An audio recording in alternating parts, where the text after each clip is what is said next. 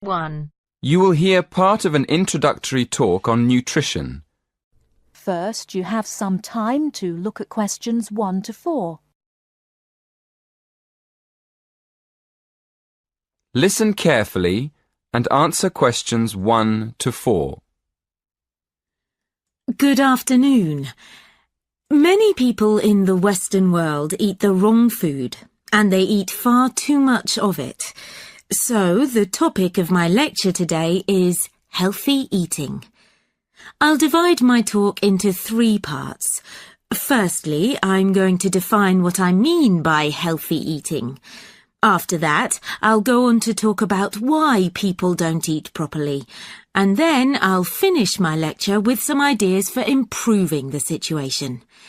Right. So, what do I mean by healthy eating? Well, some people might think it means eating a lot of meat. Of course, vegetarians wouldn't agree with this. They think eating meat is very unhealthy. Other people think that eating a lot of cabbage is good for you, or a lot of salad. Well, naturally, cabbage, salad and meat can all be part of healthy eating. But for me, healthy eating means 2 things. One is eating a balanced diet, and the other is eating the right amount of food. In my opinion, a balanced diet means eating a variety of foods, including meat, vegetables, fruit, cereals, and dairy foods. Obviously, the amount of food we should eat is more difficult to decide. It depends a lot on how active we are. Before you hear the rest of the conversation, you have some time to look at questions 5 to 10. Now listen and answer questions 5 to 10. Now on to my next point. Why do so many people eat badly? Well, let's look first at having a balanced diet. To have a balanced diet, you have to plan your meals in advance and then buy the right food, and then take time to cook it properly. But these days people are so busy working that they don't have time to go shopping, so they end up buying fast food at the last minute. Another reason people don't eat well nowadays is that it's actually cheaper to buy food already prepared in a packet. So, people who haven't got much money will buy packet food rather than cook something fresh. And a final reason why people don't eat healthily is that they don't know how to.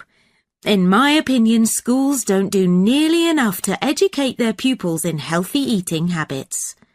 Now listen and answer questions 8 to 10. And now to my third and last point. What can we do to solve the problem? Well, I think it can be solved by 3 main groups: families, schools, and the government. To start with, parents should make sure their children have a healthy diet.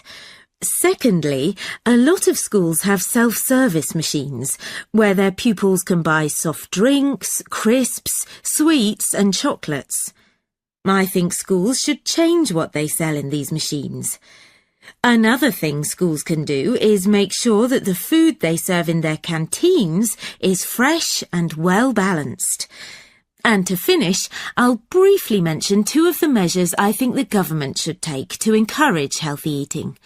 One is to limit advertising unhealthy food, and the other is to spend more money on educating the public about the benefits of a healthy diet. In my next lecture, I'll go into more detail about them. That is the end of part 1. You now have half a minute to check your answers.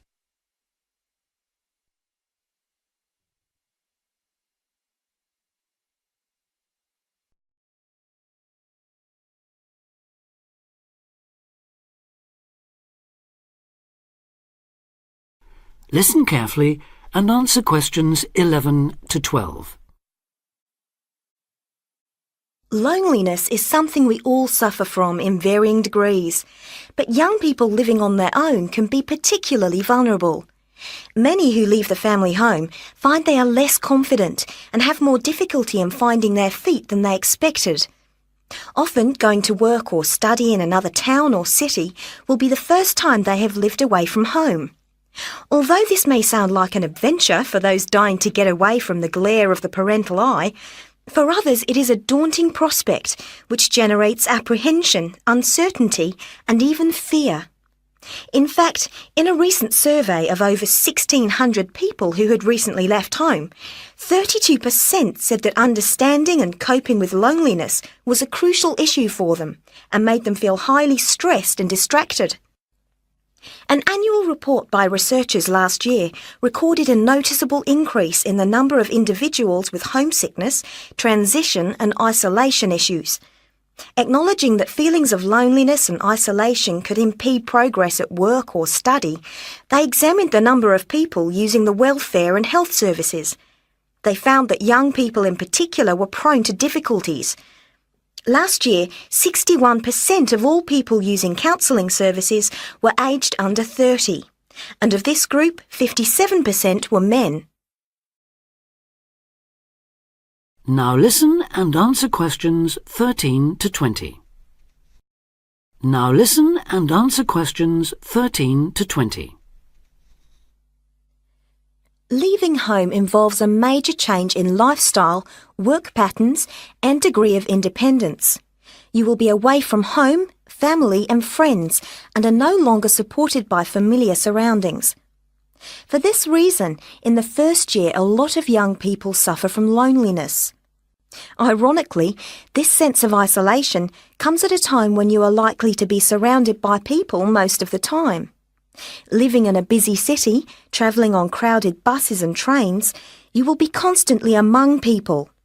But this can sometimes compound your sense of being alone.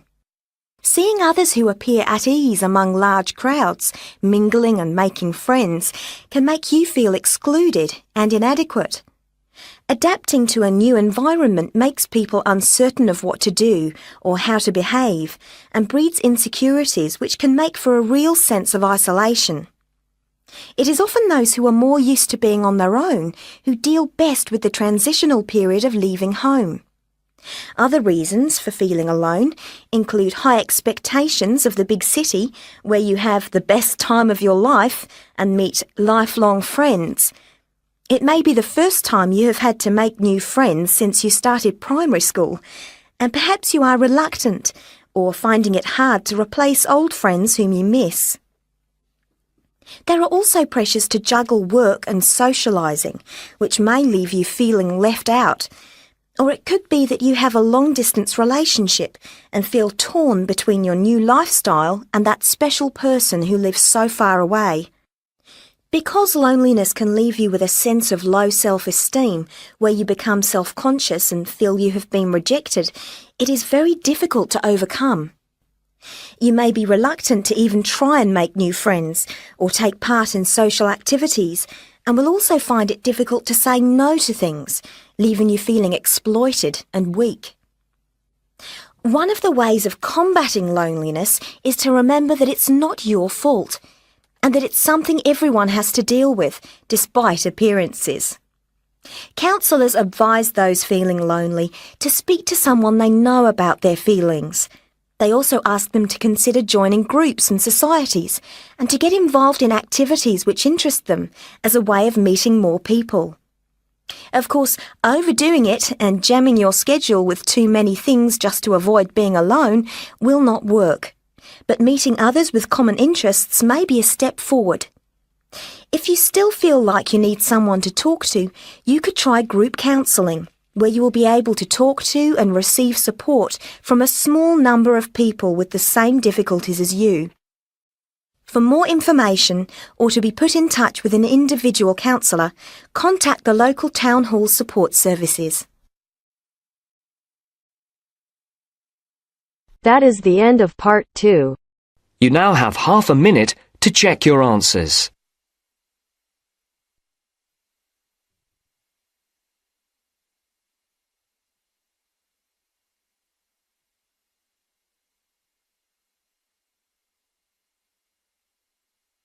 Now turns to part 3. Part 3. You will hear a tutor and 2 students discussing the best ways to study. First, you have some time to look at questions 21 to 25. Now, listen carefully and answer questions 21 to 25. Well, how are you both settling in? Fine. Yes, no problems. So far, anyway. Good. Remember that as your personal tutor, I'm here to help you if you do have any difficulties. Now, as you know, lectures start on Monday, so I thought we'd look at a few ways of making the most of them, especially in terms of the notes you take. Let's begin by thinking about what you can do before you even go to the lecture. Any ideas? Make sure you're up to date with all the background reading, so you know plenty about the subject already. Yes, that's essential. The lecturer will assume you have that knowledge. Anything else, Carlos? Well, check what the topic's going to be. Of the lecture, that is. I'd go a bit further than that and consider what the content may be. Then you could ask yourself some questions that you want answering, and listen out for the relevant information during the lecture. Okay. Now that brings us to the lecture itself and the actual business of writing notes. But there's a lot to deal with there, so we'll come back to that later. What I'd like to do for the moment is continue with the process of note-taking and move on to the next stage. Any suggestions for what that might be? When the lecture is over, you mean? Yes, once you're able to sit down somewhere quiet with your notes. Read them? More than that, you need to make sure they'll still make sense to you weeks, months later. Edit them? Yes, that's what's needed. It's well worth spending a few minutes on it. Any missing words, anything difficult to read, things you didn't have time to jot down, now is the time to do so, while everything's still fresh in your mind. Right. And after that, when's the best time to revise them? When do you think, Carlos? I'd say just before the next lecture, in the same subject. Precisely. That's a vital time to look at them again, for obvious reasons. But it's definitely not the only time. When should you revise them again? A month later, maybe? Sooner, and much more often than that. I'd recommend you look at them again once a week. That's why it's so important they're complete and easy to follow.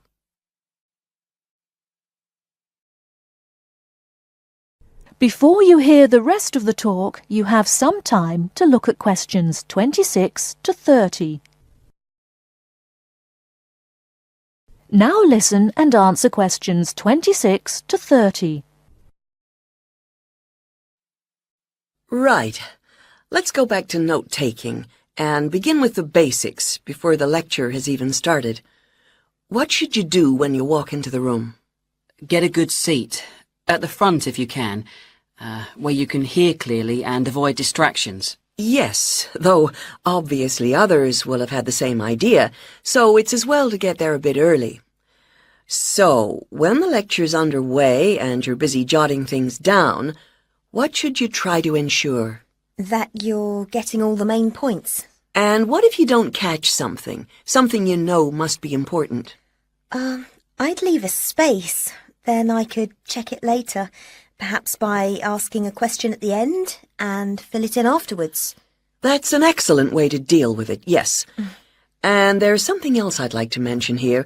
Talking about going through notes afterwards, it's absolutely vital that what you write is legible for one very good reason. It saves time. You'll waste many hours during the course if your revision is held up because you can't read what you've written. Okay, what else can we do to make listening and note-taking more efficient? Well, I always listen out for signpost words. Sorry, what are they?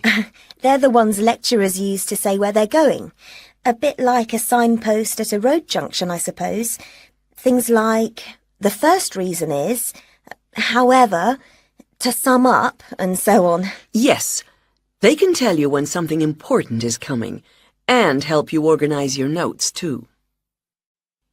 Is there anything else you can add, Carlos? There's something I think's very useful, but it's later, after the lecture is finished. Yeah, that's fine. Go on. Well, what I do is go through what I've written down, summing up the main points in a few words in the margin, on the left-hand side of the page. I try to use words that'll jog my memory, so that I can remember what everything's about when I look at them again. Yes, that can work very well. What some people do to review their notes is cover up their full notes from the lecture, maybe with a piece of paper or a card, and concentrate just on what they've put in the margin, trying to recall the details. Then they move the cover down a little and check whether they were right. Or you could put your main points on another piece of paper and clip them together. Instead of covering and uncovering, you just hold a page in each hand. Sure. It's down to personal preference, really. Everyone has their own learning style. Now listen carefully and answer questions 31 to 40. In earliest times, men considered lightning to be one of the great mysteries of nature. Some ancient people believed that lightning and thunder were the weapons of God. In reality, lightning is a flow of electricity formed high above the earth. A single flash of lightning 1.6 kilometers long has enough electricity to light 1 million light bulbs. The American scientist and statesman Benjamin Franklin was the first to show the connection between electricity and lightning in 1752. In the same year, he also built the first lightning rod. This device protects buildings from damage by lightning. Modern science has discovered that one stroke of lightning contains more than 15 million volts. A spark between a cloud and the earth may be as long as 13 kilometers and travels at a speed of 30 million meters per second. Scientists estimate that there are about 2,000 million flashes of lightning per year. Lightning hits the Empire State Building in New York City 30 to 48 times a year. In the United States alone, it kills an average of 1 person every day. The safest place to be in case of an electrical storm is in a closed car. Outside, one should go to low ground and not under trees. Also, one should stay out of water and away from metal fences. Inside a house, people should avoid opening doorways and windows and not touch wires or metal things.